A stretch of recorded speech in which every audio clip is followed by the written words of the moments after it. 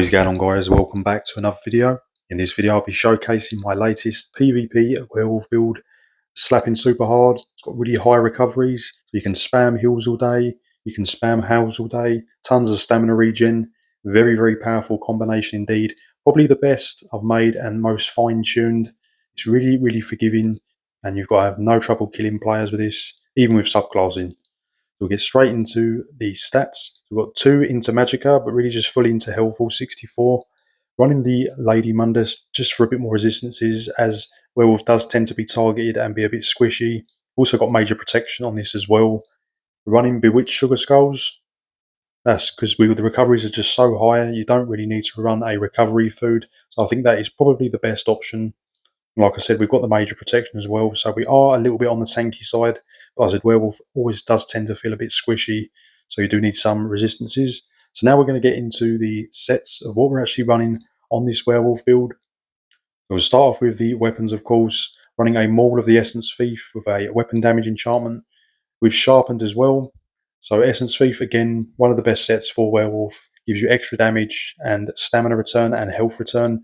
Very good for sustain, as long as you're doing a light and heavy attack, which you frequently do on Werewolf anyway. So it's a really great set for Werewolf, just probably best in slot. Again, for a lot of builds, but particularly Werewolf, it really does shine. So the next set we are running is Wretched Vitality. Again, similar to Essence Thief, it is providing recoveries and a little bit of weapon and spell damage. Very strong set, crafted as well. It just synergizes well with Essence Thief, which is primarily a damage set, and this is a regen set, but they're both giving you regen. So it's very strong combination. So we've got that on heavy and reinforced, all tri-stat on the body pieces, of course. Cuirass is heavy.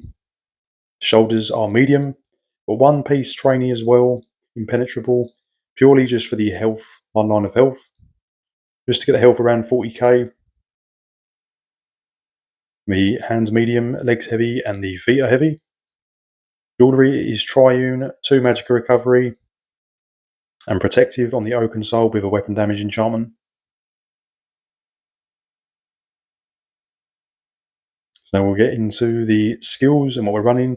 So the skill lines I've chosen for this is Storm Calling. This is purely for the damage.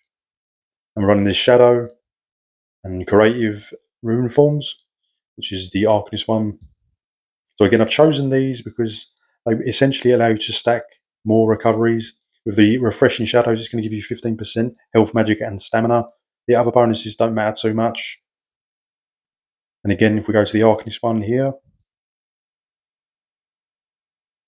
right at the bottom here, we have another 18% bonus to your magic and stamina. So that is how we're getting the recoveries that high. And of course, to Storm Calling, one of the best in slot for Werewolf. It just boosts your damage, amplitude, more recoveries on top of it as well.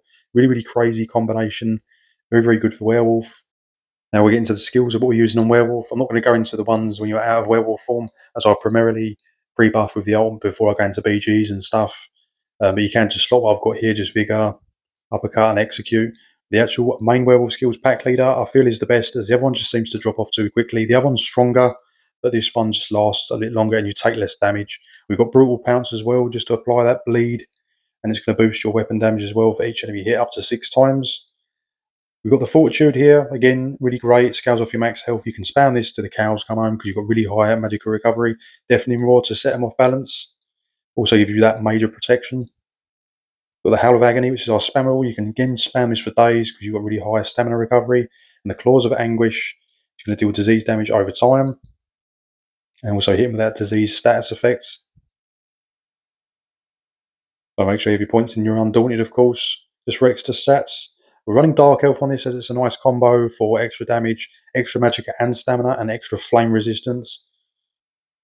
That's a nice one there. But you can run any race, to be honest, but I do prefer Dark Elf just for the bigger stat bars.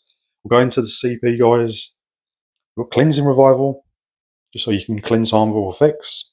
Master at Arms, Deadly Aim, Resilience.